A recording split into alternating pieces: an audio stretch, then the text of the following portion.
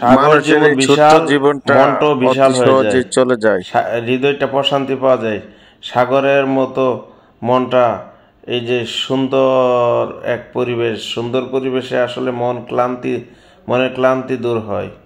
সাগর পাড়ে আসলে মনে একটা আনন্দ পাওয়া যায়, তাই সবাই সাগরে দেখতে আসে।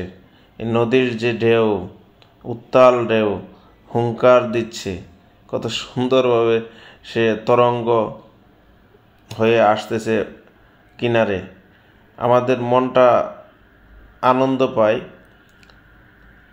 মাঝে মাঝে বোরিং মনটাকে অনেক সময় আধ্যাত্মিক গান শুনলে, দেশাত্মবোধক গান শুনলে একটু আনন্দ পাওয়া যায়।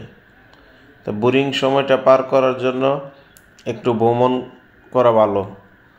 ভ্রমণে আনন্দ পাওয়া যায়, ক্লান্তি দূর হয়, মনের ক্লান্তি।